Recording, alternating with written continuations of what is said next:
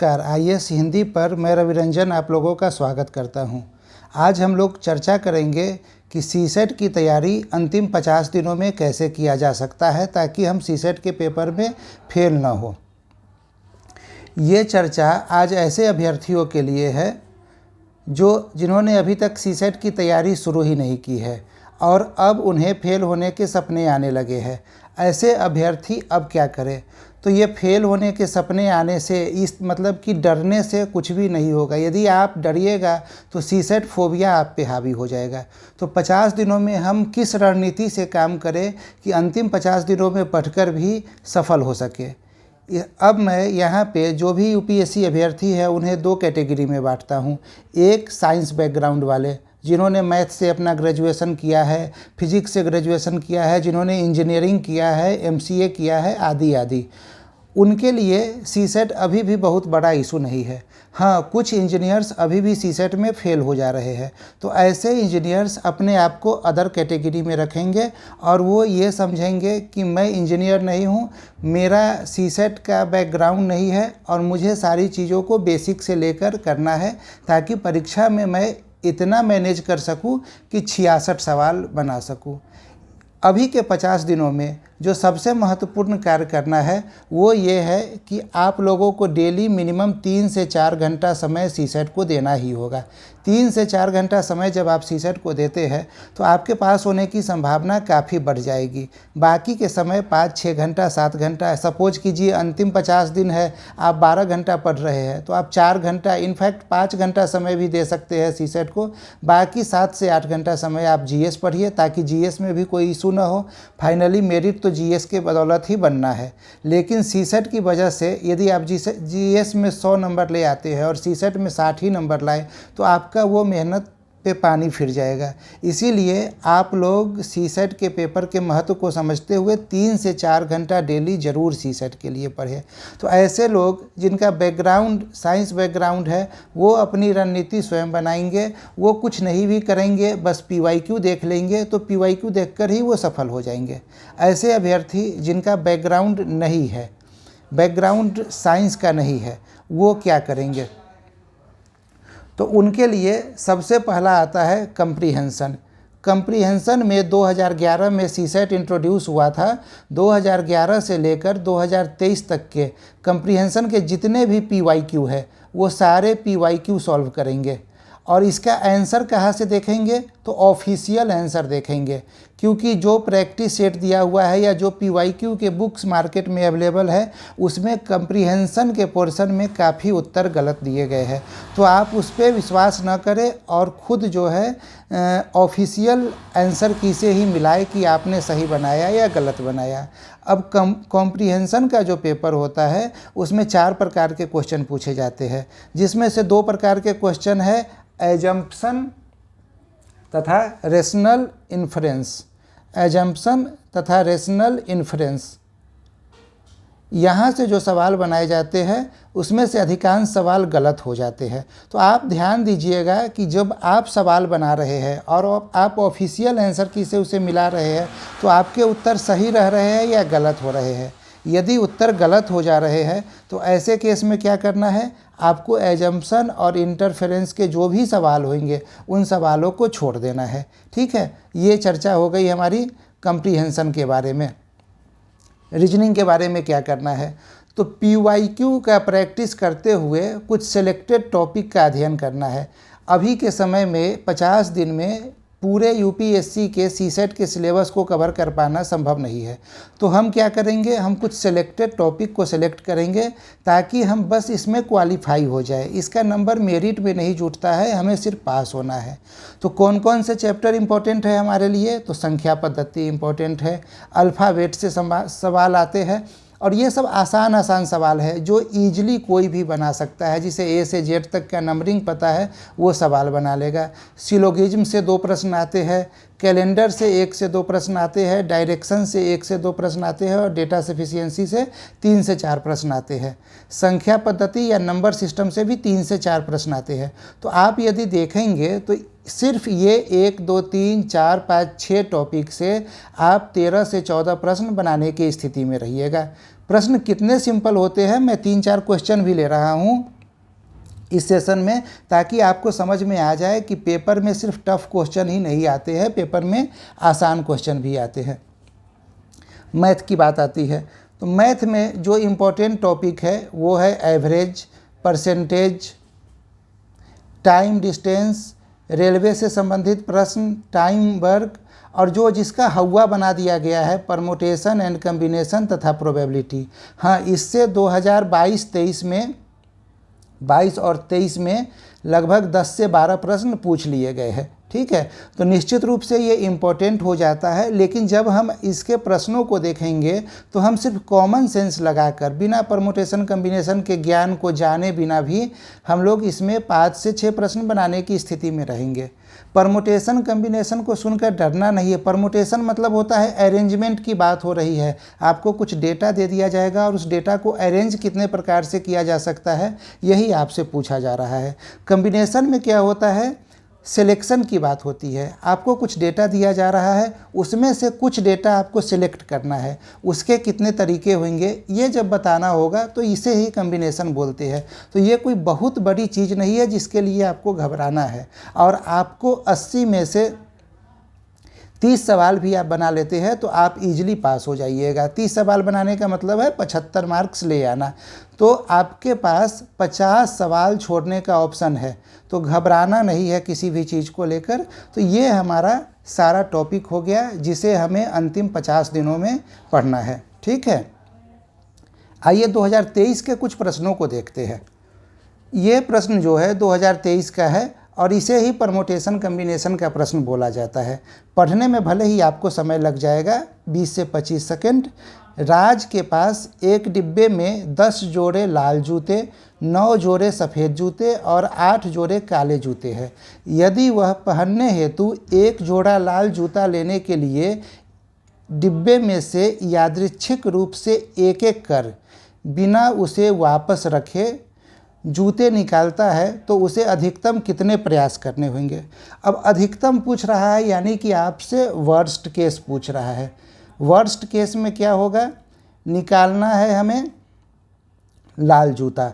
लाल जूता कितना है, 10 जोड़ा है। ठीक है, तो इस पे सबसे लास्ट में आएंगे। वर्स्ट केस है तो हम एक एक करके निकालेंगे। तो सबसे पहले आ जाएगा हमारे पास 9 जोड़ा सफ़ेद जूता और 8 जोड़ा काला जूता। काला जूता जब 8 जोड़ा है यानी टोटल कितना जूता हो गया, 8 गुणे 2 16 जूता। ठीक है, इसके बाद सफ़ेद जूते की बात आती है तो सफ़ेद जूता है 9 जोड़ा, तो ये हो गया 9 गुणे 2 18। दोनों को जोड़ लीजिए। जब तक 34 जूता निकला है तब तक एक भी लाल जूता नहीं निकला। अब हम 35वां जूता निकालेंगे तो उसमें तो अब सिर्फ लाल ही जूता बचा हुआ है। 20 जूता, 10 जोड़ा यानी 20 जूता जो बचा है वो सब का सब लाल ही है। तो जैसे 35वां निकालेंगे वो भी लाल निकलेगा, जैसे ही 36वां निकालेंगे वो भी लाल निकलेगा। अब यहाँ पे ट्रिक है जिसको आपको समझना है। 34 के बाद हो सकता है कि आप 10 जूता निकालें, 10 जूता एक ही पैर का निकल जाए। ठीक है, 10 जूता हो सकता है कि एक ही पैर का निकले। फिर जब आप 11वां जूता निकालेंगे तो वो दूसरे पैर का जूता निकलेगा और तब जोड़ा बन पाएगा। ठीक है, जोड़ा बनाने के लिए क्या करना पड़ेगा, दोनों पैर का एक एक जूता होना चाहिए। तो 34 में 10 जोड़ दिए तो ये आ गया 44, और 44 के बाद जो एक और निकालेंगे तो वो 45वां जूता जो है वो आपका पूरा जोड़ा बना देगा। ठीक है, अब आप लोगों को ये समझ में आ गया होगा, एक जोड़ा बनाना है। ठीक है ना, तो इसका आंसर क्या हो गया, डी आंसर हो गया। अब यहाँ पे यही दिमाग में सिर्फ रखना है कि 34 के बाद 2 जूता निकाल कर 36 टिक नहीं करना है। ठीक है, हम पहले 10 निकालेंगे, 10 एक ही पैर का निकल गया। इसी वजह से जब 11वां निकालेंगे तो वो तो दूसरे पैर का ही निकलेगा और इस प्रकार हमारे सवाल का उत्तर 45 हो जाएगा। अब बताइए इस सवाल को बनाने में आपको कौन सा परमुटेशन और कौन सा कम्बिनेशन यूज करना पड़ा। परमुटेशन के लिए फार्मूला होता है NPR, कम्बिनेशन के लिए होता है NCR। आपको कुछ यूज करना पड़ा क्या, बिल्कुल नहीं करना पड़ा। आपने अपना कॉमन सेंस लगाया और सवाल बन गया। आगे बढ़ते हैं।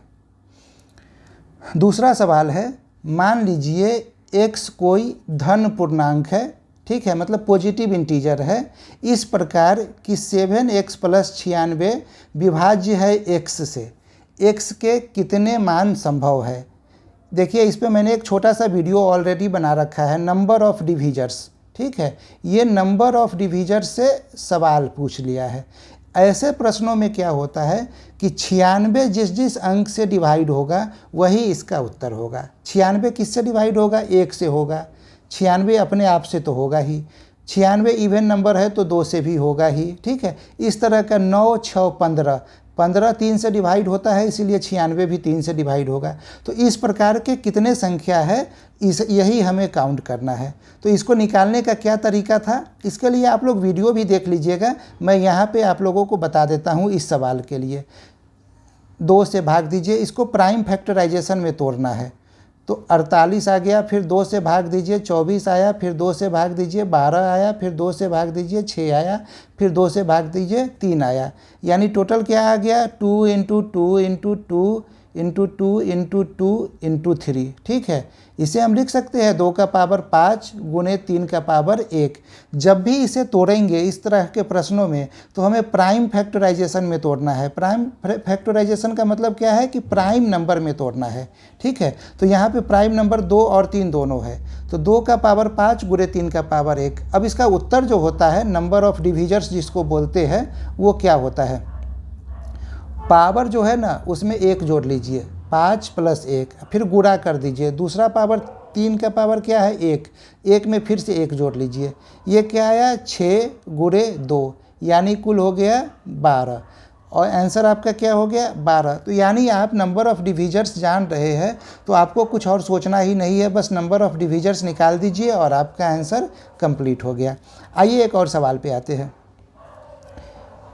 बेहद आसान सवाल था जो आपके परीक्षा में पूछ लिया गया। यदि आप कॉमन सेंस लगा लेते तो ये सवाल बहुत ही आसानी से बन जाता। सवाल क्या है, यदि P, Q, R और S एक अंक वाली भिन्न घनात्मक संख्याएं हैं तो P + Q R + S का महत्तम मान क्या होगा। एक अंक की संख्या है, मतलब P, Q, R, S का वैल्यू 0, 1, 2, 3 से लेकर 9 के बीच में ही कुछ होगा, और सबके सब भिन्न है, ये दिया हुआ है। ठीक है, तो यानी कोई भी सेम नहीं हो सकता है। पूछा जा रहा है महत्तम मान, महत्तम मतलब क्या हुआ, मैक्सिमम मान पूछा जा रहा है। तो मैक्सिमम मान निकालने के लिए हमें क्या करना होगा, हमें बड़ा नंबर लेना होगा। तो 9, 8, 7, 6, ये 4 बड़ा नंबर ले लिए। अब इसमें से कोई भी P हो सकता है, कोई भी Q, कोई भी R, कोई भी S। जब आपको सवाल में इस प्रकार का जोड़ा दे दिया जाता है ना, और तब आपसे मैक्सिमम मान पूछा जाएगा, तो आपको इस जोड़ा को सब बराबर बराबर का बनाना होगा। जैसे 9 के साथ 6 को ले लेंगे तो 9 और 6 कितना हो जाएगा, 15 हो जाएगा।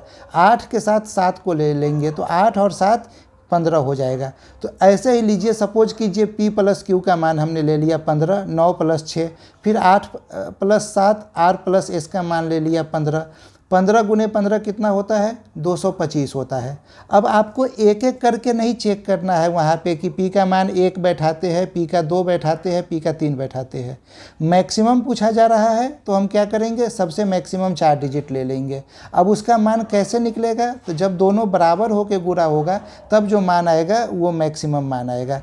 तो आपको ये समझ में आ गया होगा कि आंसर कैसे 225 आया। अगले सवाल पे आते हैं। अगला सवाल देखिए, ये एक रीजनिंग का सवाल है। एक सिंबल दे दिया गया है, ठीक है,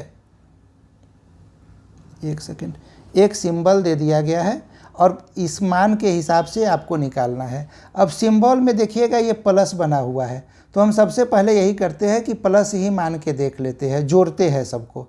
7 में 9 जोड़ेंगे 16, 16 10 26, 26 के जगह 8 लिखा गया है, तो यदि 26 को हम 2 + 6 लिख देंगे तो ये 8 हो गया। अब अगला आप खुद बनाने की स्थिति में रहिएगा।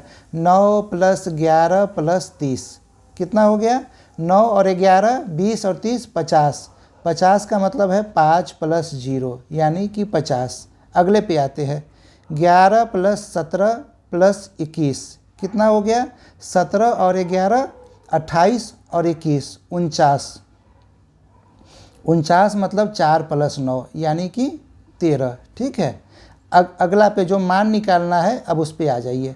क्या है, 23 + 4 + 15 कितना हो गया, 23 4 27 15 42। 42 को क्या लिखेंगे? 4+2, 4+2 यानी 6। अब आप बताइए कि यदि इस प्रकार के सवाल आप प्रैक्टिस करके जाएंगे तो क्या इसमें से कोई भी सवाल कठिन है? क्या बनाने में किसी प्रकार की समस्या है? कोई समस्या नहीं है। बस शांत मन से पेपर देना है और 66 छोड़िए 75 नंबर आप लोग लाने की स्थिति में रहिएगा।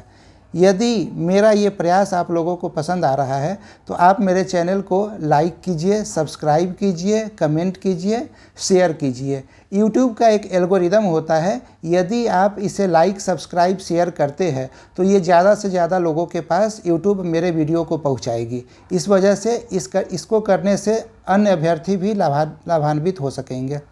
Thank you for watching. धन्यवाद।